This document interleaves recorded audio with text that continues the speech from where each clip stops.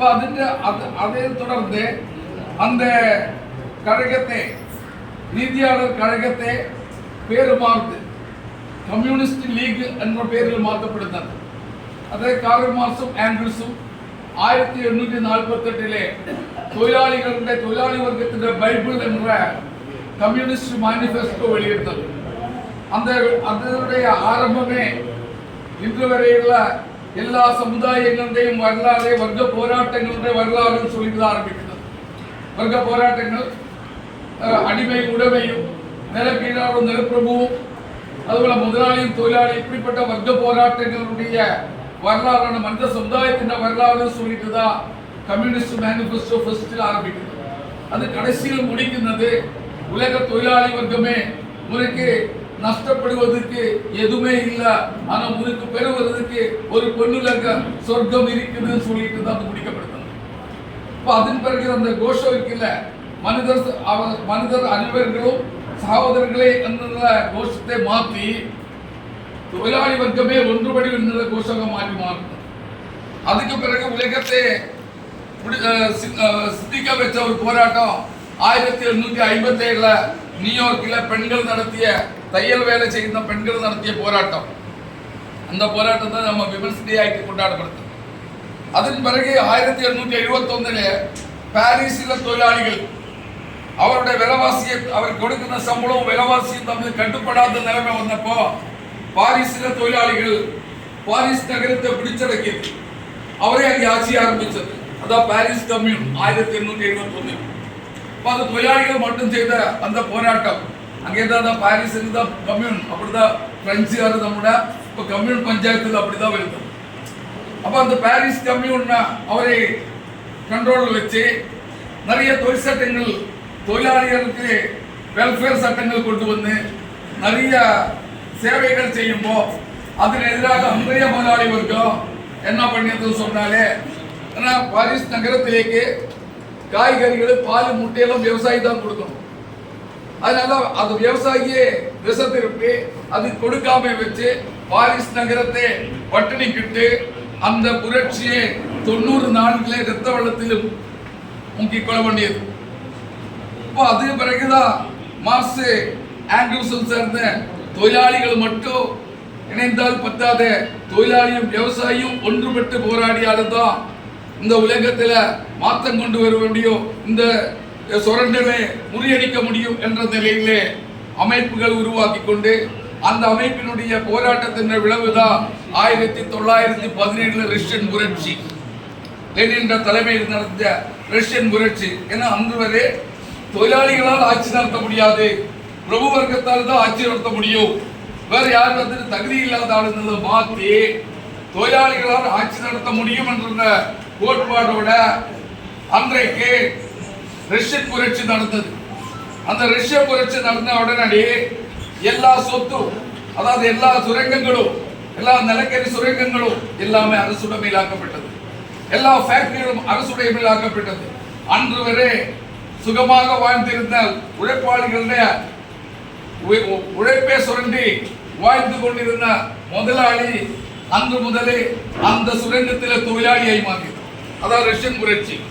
அங்கு வரை கோட்டில் சொட்டு விட்டு ஏசியில் வாழ்ந்தவரே தொழிலாளியாக்கி மாற்றியது. எல்லாமே பொது உடைமையில் கொண்டு வரப்பட்டது. லெனின் சொன்னது, நாட்டுக்காக மக்களுக்காக உழைக்கின்ற தொழிலாளி 60 வயசுக்கு பிறகு எந்த காரணத்தாலும் 3 வேளை சாப்பாடுக்காக இன்னொரு ஆளை முன்னிலை கை நீட்டக்கூடாதுன்னு சொல்லுது. அதன் அடிப்படையில் லெனின் கொண்டு வந்ததான் பென்ஷன்.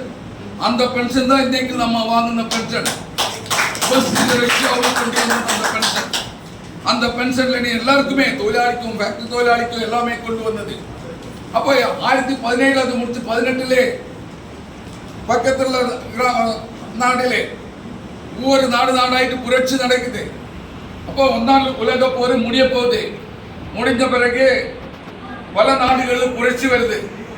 தொடர்ந்து உலக நாடுகளில் எல்லாமே கம்யூனிஸ்ட் கொள்கைகள் இருந்தது. இங்கே பாரதியார் பாடலே அது இருக்கும். நிறைய பாரதியார் பாடல் எடுத்து அதனாலே அதுதான் வரப்போகுதுன்னு அந்த பாடல்கள் பழைய பாடல்கள் அவருடைய எடுத்து பார்த்தா தெரியும். இப்போ அப்படியேப்பட்ட இலக்கியவாதிகள் எல்லாருமே முன்போக்கு சிந்தனையாளர்களாக எல்லா நாட்டிலும் இருப்போம். புரட்சிக்காக இது வந்து கொண்டே இருக்குது. இன்னும் ரஷ்யாவுடைய முன்னேற்றம், உலகத்திலே முன்னேற்றம். இப்போ அதுதான் கட்டத்துக்கு தான் நம்முடைய ஹிட்லரே உலகம் முழுவ என்னுடையதாக்கணும் சொல்லிக்கொண்டு எல்லா நாடுகளும் பிடித்தடைக்கிற இந்த பாசிஸ்ட் ஜெர்மனி, அந்த ஜெர்மனியுடைய பாசிசத்தை முறியடிக்கிறதுக்கு ரஷ்யாவுடைய செம்படை, அந்த செம்படையுடைய தேரோட்டத்தில் போராட்டத்தில் வேற வழி இல்லாம 2ஆம் உலக போரிலே ஹிட்லருக்கு அவருடைய ஈவா பிரான்சிஸ் பேர் இருக்கும், ஈவா பிரான், அவரோட கூட தான் அவர் மேரேஜ் பண்ணல, அவர் கூட இருந்தது. ஆனா அவரோட கூட தற்கொலை பண்ணியது. அந்த உலக போர் முடியும் போது உலகத்தில் 1/3 நாடுகள் தொழிலாளி வர்க்கத்தினுடைய ஆட்சியில் வந்தது. அதன் பிறகுதான் உலகத்தில் எல்லா இடத்திலுமே இந்த பென்ஷன் சிஸ்டம் வருது. ஏன் சிறந்த முதலாளித்த தத்துவஞானிகள் எல்லாமே முதலாளி வர்க்கத்தோடு சொல்லியது, உங்களுக்கு வெல்ஃபேர் சிஸ்டம் கொண்டு வரலாம் சொன்னாலே உலக நாடுகள் முழுவதும் ரஷ்யன் பாதையிலேக்கு போயிடும். தொழிலாளிக்கு பென்ஷன் கிடைக்கிறது, தொழிலாளிகளுக்கு பெனிஃபிட் கிடைக்குது. அப்போதான் வெல்ஃபேர் சிஸ்டங்கள் கொண்டு வருന്നത്. நம்ம இந்தியாவிலும் 1946 தான் நமக்கு பே கமிஷன் கொண்டு வந்தது. பென்ஷனே 1956 தான் ரயில்வேக்கு பென்ஷன் கொடுக்க ஆரம்பிச்சது. அப்படி பென்ஷன் சிஸ்டம் எல்லாமே அதுக்கு பிறகுதான் வருது. இந்திய சுதந்திரம் பெற்ற பிறகுதான் ஒவ்வொரு நாடுகளிலும் பென்ஷன் சிஸ்டம் கொண்டு வந்தது. ஆனா அந்த முதல் இன்று வரையெல்லாம் முதலாளித்தத்தினை வளர்ச்சான்னு சொன்னாலே இந்த அதானியும் அம்பானியும் வாழ்ந்து முன்னேறி அது தொழிலாளியுடைய உழைப்பு சுரண்டிட்டு தான் 50,000 ரூபாய் கொண்டு பிசினஸ் எல்லாம் இருக்கு. இந்த 50,000 கோடி முதலாளி கையில் வச்சிருந்தது அது முதலாளியுடைய உழைப்பு அல்ல, அந்த ஃபேக்டரியில வேலை செய்த தொழிலாளியுடைய உழைப்பு, அதுக்கு பொருள் கொடுத்த விவசாயியுடைய உழைப்பு. அதுதான் அந்த முதலாளி வர்க்கத்தினுடைய கையில். அந்த முதலாளி வர்க்கத்தின் சுரண்டலுக்கு எதிராக அன்றைக்கே சொல்லிடல, எங்களுடைய மௌனம் மிக சக்தி வாய்ந்ததா, இது நேரம் வரும் அப்பொழுது எங்கள் குரல் மிக சக்தி வாய்ந்ததா, இந்நேரம் மௌனம் சக்தி வாய்ந்ததா இருக்கும், எங்கள் குரலை நிற்பதை விட சொல்லிடல. இன்னைக்கு அதுதான் நடக்குது. ஒவ்வொரு மே தினத்திலும் தான் அந்த கோஷம், நம்முடைய மௌனத்தை, அது பெரிய தாக்குதல், அந்த ஓங்கிய அடிக்க அந்த கோஷங்கள், ஒவ்வொரு மே தின கோஷங்களும் முதலாளி வர்க்கத்தை விரட்டி அடிக்கிறதுக்காக போராட்டமாக அந்த மாறிக்கொண்டிருக்கிறது. இன்னும் உலகத்தில் நிறைய பிரச்சனைகள் இருக்குது. ஒரு பக்கத்து 3ஆம் லோக உலகத்தில் போர் பார்த்து போயிட்டு இருக்குது. ஆனா எல்லா காலத்திலும் முதலாளி வர்க்கம் என்ன பண்ணி இருக்குது, தொழிலாளிகளுடைய ஒற்றுமையை சீர்குலைக்கிறதுக்காக தான். இந்த புதுச்சேரியில எடுத்து பாருங்க, இந்தியாவிலே ஒரே தொழிலாளர் சங்கம் தான் இருந்தது ஆரம்ப கட்டத்திலே. இப்போ 8 மணி வேற சிக்காகோவிலே வாங்கியது. ஆனா அங்கே வாங்கியதுக்கு பிறகு 50 ஆண்டு தாண்டியதுக்கு அப்புறம் ஏசியா கட்டத்திலே முத வாங்கியது நம்ம புதுச்சேரி.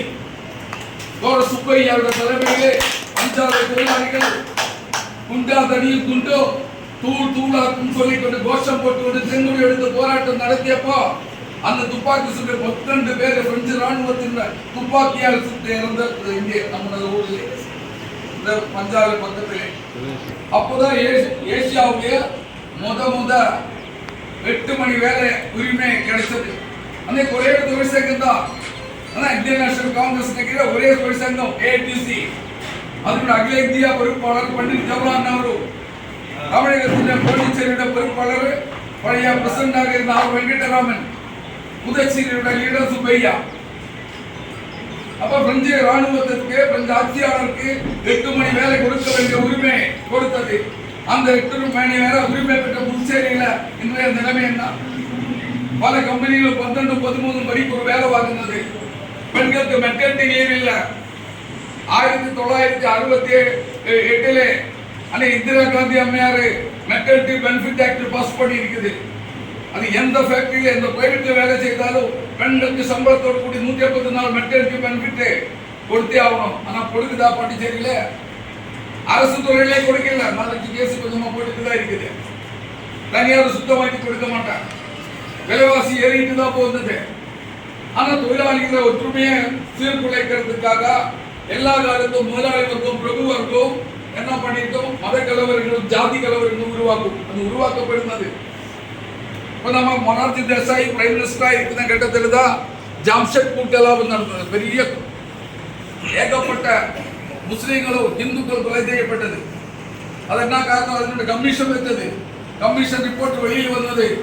என்ன சொல்லியதுன்னு சொன்னாலே, ஜாம்ஷெட்பூர்ல இந்த பாத்திரங்கள் தயார, செம்பு அலுமினியம் பாத்திரங்கள் தயார பண்ண ஃபேக்டரிகள் தான் இருக்கும். லட்சக்கணக்கின தொழிலாளர்கள் வேலை செய்தது. அது நம் ஓனர் முதலாளி ஹிந்து முதலாளி, முஸ்லீம் முதலாளியாகிட்டு இருக்குது. ஆனால் தொழிலாளி ஹிந்து தொழிலாளியோ முஸ்லீம் தொழிலாளியோ அவர் ஒன்றுபட்டு போனஸ் கேட்கின்றது, சம்பள உயர்வு கேட்கின்றது. அவருடைய ஒற்றுமையை சீர்குலைக்கிறதுக்கு என்ன வேலைன்னு பார்த்தது. ரெண்டு முதலாளிமார்கள் சேர்த்து ஒரு முடிவெடுக்கின்றது. மசூதியிலே பன்னியுடைய தலைக்குண்டை போட்டது, இந்து கோயிலே பசுவின் தலைக்குண்டை போட்டது. அப்படி மத கலவரங்கள் உருவாக்கப்பட்டது. அப்போ அடுத்த வருஷம் யாரும் போனஸ் கேட்க மாட்டேன், யாரும் சம்பள உயர்வு கேட்க மாட்டேன். இது அந்த ரிப்போர்ட்ல இல்லை. அதுதான் இன்னைக்கு நடக்குது. கடைசியாக நேரத்தை நடந்த பகல்காமும் அதுதான். நம்ம அரசுடைய சம்மேளனம் மத நல்லிணக்கம் வச்சிருக்குது. ஒரு அமைப்பு இருக்கிறதோட CHP தான் அதனோட தலைவராக இருந்தது. நேற்று அந்த ப்ரோக்ராம்ஸ் ராதாகிருஷ்ணன் ஏகப்பட்ட டிஸ்கஷனுக்கு போயிருந்தது. ஒரு 50 பேர் தான் வந்தது. சமூக நல்லிணக்கம் நம்ம அரசுடைய சம்மேளனம், அதில் ஒரு அங்கம். அதில் முஸ்லீம் அமைப்புகள், கிறிஸ்துவ அமைப்புகள் எல்லாமே ஒரு அமைப்புகள் தான். 50 பேர் தான் நேற்று மெழுகுவர்த்தி வச்சு பாரு எப்படி வந்திருக்குது.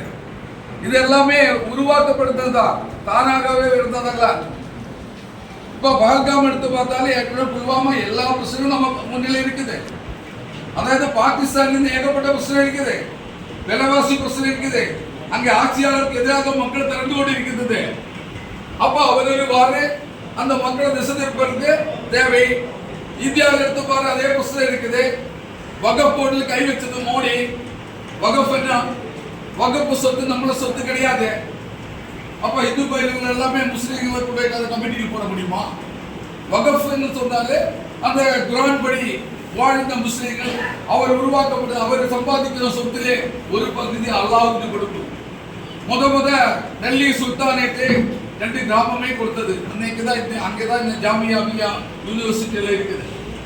அப்படி கொடுக்கின்ற சொத்து தன்னுடைய சொத்தை கொடுத்து கையால் எனக்கு அதுக்கு அதிகாரம் இல்லை. நான் 1 ஏக்கர் சொத்து வகப்புக்கு கொடுத்து வைனாலே அந்த சொத்துல எனக்கு எந்த உரிமையும் கிடையாது, திருப்பியும் வாங்க முடியாது. அது அந்த கமிட்டி தான் அதுக்கு தான் கை வச்சது. அது சுப்ரீம் கோர்ட் தப்புன்னு சொல்லியது, அது ஸ்டே பண்ணியாச்சு. அப்போ அரசாங்கத்தினுடைய பேர் கட்டு குட்டிச்சோராக இருக்குது. அப்போ அந்த மாதிரி சமயத்தில் அங்க மக்களையும் அவருக்கு ஒரு தேவை எல்லாத்தையும் நடந்திருக்காத. பாகிஸ்தான் சொன்னா நமக்கு இந்த ஜம்மு காஷ்மீர் சொன்னாலே 1 கோடி மக்கள் இல்ல, 1 கோடி தான் அந்த மக்கள் தொகை. ஆனா அந்த இடத்துல இருந்தது 2 கோடி பேர் தான் டூரிஸ்ட்கள் இருந்தது. இப்போ டூரிஸ்ட் சீசன் ஆரம்பிச்சாச்சு. 2 கோடி பேர் வரும். இந்த பஹல்காம் சொல்லுறது சுவிட்சர்லாண்டு சொல்லும், இந்தியாவோட சுவிட்சர்லாண்டு சொல்லும். டெய்லி ஆளு போயிட்டு இருக்காங்க. அந்த மக்கள் வாழ்ந்தது டூரிசம் கொண்டு தான். பாகிஸ்தான் மக்களோட வருமானம் வாழ்க்கை டூரிசம் தான். இப்போ சபரிமலை சீசன்ல சபரிமலை பகுதியில் அவர் வாழ்ந்தது 6 மாசம் சபரிமலை வருமானம் கொண்டு தான். அதே போல தான் டாக்ஸியாகோ குதிரையாகோ ஹோட்டலாகோ எல்லாமே அந்த மக்கள் வாழ்ந்தது. அந்த மக்கள் தீவிரவாதத்தை எதிரே.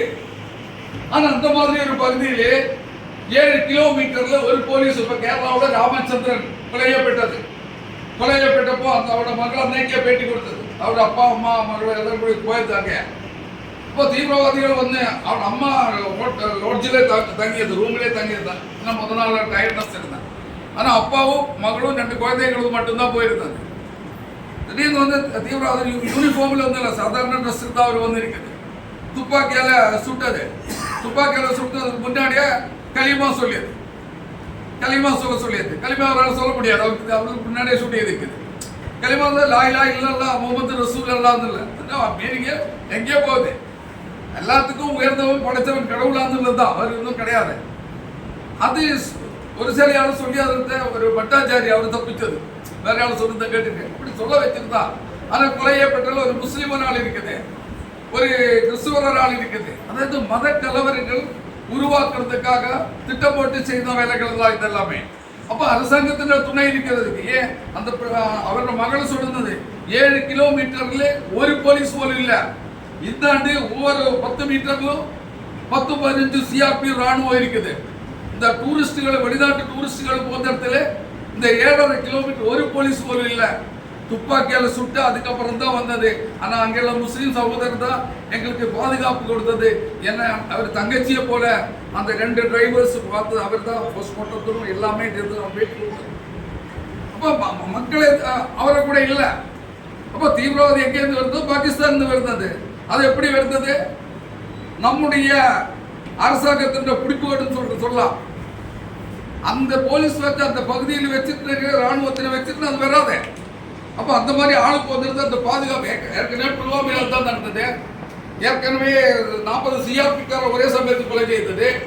அப்போ அன்னைக்கு இப்போ அங்கே எட்ஜி ஆகிருந்த அவர் பேட்டி கொடுத்தது. அவர் பிஜேபியோட தலைவர். அவர் என்ன பேட்டி கொடுத்தது? அன்னைக்கு கவர்னராக அவர் இருக்கும்போது சொல்லியது, இந்த சிஆர்பிஎஃப் ரோடு வாரி கொண்டு வரக்கூடாது, ஃப்ளைட்டு கொடுக்குது. அமித்ஷாவோட கேட்டது, ஃப்ளைட்டு தான் கொண்டு வரல, பாதுகாப்பு இல்லை, ஃப்ளைட்டு கொடுக்கல, கொண்டு வந்ததுன்னு சொன்னாரு. அவன் மைண்ட் வச்சு கொலை பண்ணியாச்சு எல்லாரையுமே. அது இந்தியாவில் ஒரு கலவரம் ஓட்டு பேங்க் ஆக்கி மாற்றினது. அப்போ ஓட்டு பேங்க் அரசியல் தான் இன்னைக்கு தான். அதுதான் அன்னைக்கு பிரபுவர்க்கம் செய்திருந்தது. தொழிலாளிகளையும் பிரிக்கிறதுக்காக ஜாதி ரீதியாக மத ரீதியாக கலவரங்கள் உருவாக்கிட்டு இன்னைக்கு அந்த முதல் இன்னும் வரை உள்ள நிலைமை தான். ஆனால் உலகத்தில் இன்னைக்கு சுரண்டல் எந்த காலத்திலும் இல்லாத அளவுக்கு அதிகரிச்சுட்டு தான் இருக்குது. இந்த சுரண்டல் நம்ம எதிராக போராட வேண்டியது இருக்குது. இன்னைக்கு தான் பாவம் சம்பளம் ஜாஸ்தியாக இருக்கும். சம்பளம் ஜாஸ்தி ஒன்றும் கிடையாது. இப்போ 7th பே நமக்கு கொடுத்ததே 18,000 தான் பேசிக்கு. ஆக்சுவலாக நமக்கு பேசிக்கு 26,000 ரெக்கமெண்ட் பண்ணி இருக்குது. ஏன் 26,000 ரெக்கமெண்ட் பண்ணி இருக்குது? சம்பளம் பே கமிஷன் ஒரு சில இது இருக்குது, ஒரு கைட்லைன்ஸ் இருக்குது. இன்டர்நேஷனல் லேபர் ஆர்கனைசேஷன் கைட்லைன்ஸ் இருக்குது. அந்த கைட்லைன்ஸ் நம்மளோட India government Indian labour organisation accept பண்ணியிருக்குது. இப்போ ஆக்செப்ட் பண்ணியாலே ஒரு குடும்பம் சொன்னாலும் அம்மா அப்பா 2 குழந்தைகள், அவருக்காக 3 நேரம் சாப்பாடுக்கு அவருக்கு ஒரு நாளைக்கு எவ்வளோ சத்துணவு தேவை, அவருடைய பசங்களுடைய கல்வி இதெல்லாமே சேர்த்துட்டு ஒரு குடும்பത്തിന് ஒரு வருஷத்திலேக்கு எவ்வளோ வருமானம் தேவைப்படுது. அதன் அடிப்படையில் தான் மினிமம் வேஜஸ் டிக்ளேர் பண்ணுது. அதன் அடிப்படையில் 26,000 நமக்கு கொடுக்கணும். ஆனால் கொடுத்தது 18,000. இப்போ 8ஆம் சம்பள கமிஷன் வரப்போகுது. என்ன கொடுக்க போகுது தெரியல. நான் ஃபர்ஸ்ட்டுக்கு சம்பளம் பாமா எனக்கு 1475 ரூபா தான் கிடைத்தது மாகிலே. இப்போ என்னோட வீடியோ சொல்லியது சம்பளம் வந்தாலும் வீடியோ முன்னாடி கையெழுத்து போட்டு வாங்கும். இப்போ சார் நான் 80 ரூபா தான் ஃபர்ஸ்ட்டுக்கு சம்பளம் வாங்கியது. இப்போ மேடம் என்ன பண்ணியதுன்னு நான் கேட்டது. அப்போ சொல்லியது, எனக்கு 80 ரூபா கிடைச்சப்போ நான் 60 ரூபாய்க்கு 1 பவுன் வளையல் எடுத்தது, 20 ரூபாய் கையில் இருந்தது. அதுக்கு பிறகு அந்த காய்கறி எல்லாமே செருப்பு ஒரு புடவை எல்லாமே வாங்கிட்டு வீட்டு போயப்போ 3.25 ரூபாய் பேலன்ஸ் இருக்குது. அப்போ நான் கேட்டது, மேடம் இந்த 1475 ரூபாய்க்கு வாங்க முடியுமான்னு சொல்லியிருக்கு. இப்போ அன்னைக்கு 2400 ரூபாய் தான் இருந்தது ஒரு பவுன் நான் சர்வீஸ்க்கு இருப்போம். ஆனால் இன்னைக்கு 72,000 ரூபாய் ஆச்சு, 72,000 தாண்டியாச்சு. ஆனால் நமக்கு கொடுத்தத சம்பளம் 18,000 குறைந்தபட்ச சம்பளம். 18,000 டிஏ எல்லாம் சேர்த்தால் என்ன கிடைக்கும்? 30,000 கிடைக்கும். இப்போ ஒரு பவுன் வாங்க முடியுமா? இப்போ விலைவாசி எங்கேயோ போயிட்டு இருக்குது. ஆனால் நமக்கு கொடுக்குற சம்பளத்துக்கும் விலைவாசி வேறு அது 2 கம்பேரிசனாக இருக்கணும். அப்புறம் தான் சம்பளம் பேஸ்கேல் கொடுக்கணும். அது கொடுக்கல. இப்போ 8ஆம் சம்பள கமிஷன் எப்படி போட போகுதுன்னு தெரியல. 8ஆம் சம்பள கமிஷன் எதுவுமே கால்ஃபார் இல்லை. இப்போ நான் போன வாரம் பார்த்தது, அதில் அப்ளிகேஷன் எம்ப்ளாயிஸ் நான் டெபுடேஷன் கேட்டுருக்குது. அவ்வளோதான். 1ஆம் தேதி முதல் இம்ப்ளிமெண்ட் பண்ணணும் தான் சொல்கிறேன். இம்ப்ளிமெண்ட் பண்ணுறதுக்கு வாய்ப்பு இருக்குது. இன்னும் 3-4 ஸ்டேட் எலெக்ஷன் இருக்குது. கேரளா, தமிழ்நாடு, பாண்டிச்சேரி, ஆசாம், வெஸ்ட் பெங்காலில் எலெக்ஷன் அடுத்த மெயில். இப்போ அதில் முன்னாடி அது இம்ப்ளிமெண்ட் பண்ணும். இப்போ நம்மளோட ஒப்பீனியன்ஸ் ஒன்றும் கேட்க மாட்டேன். ஆனால் நம்ம பொறுத்த வரைக்கும் போராட்டங்களாக வலுவாக போராட்டம் நடத்துகிறோம். நம்ம இப்போ இன்றைக்கு போலும் இந்த 50ஆம் ஆண்டு விழா கொண்டாடணும். நம்ம 50ஆம் ஆண்டு விழா இந்த ப்ரோக்ராம்ஸே கிராண்டாகிட்டு கொண்டாடலாம்னு நினச்சது. ஆனால் 8ஆம் தேதி தோழருடைய நினைவு நாள் வருது. இப்போ நம்ம பொறுத்த வரைக்கும் ஏற்கனவே நம்ம கையில் இருக்கிற காசு தான் செலவு பண்ணிட்டு இருக்குது. 60 புக்கு எல்லாரும் கையில் கொடுத்துருக்குது. ஆனால் புக்கே வரல, கலெக்ஷனும் வரல. கையில் காசு செலவு பண்ணிகிட்டே இருக்குது. ஏன்னா என் ஆதார் சொல்லுது அதிகம் செலவு பண்ண வேண்டாம், நமக்கு சிம்பிளாக முடிச்சிடலாம் சொல்லியது. ஏன்னா சிஹெச்பி 8ஆம் தேதி அது கொஞ்சம் கிராண்டாகிட்டு நடத்தணும். அப்போ அந்த மாதிரி இருக்குது.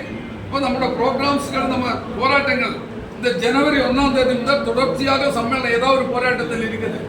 இப்போ தனியார் பள்ளி ஆசிரியர்கள் தொடர் போராட்டத்தில் தான் இருக்குது. 1ஆம் தேதியில் 12ஆம் தேதி ஆரம்பிச்சது நம்ம கம்பேஷன் அப்பாயின்மெண்ட். 10ஆம் தேதி ஆரம்பிச்சு 12ஆம் தேதி இன்னொரு அமைப்பு ஆரம்பிச்சு தொடர்ச்சியாக நம்ம போராட்டத்தில் தான் இருக்குது.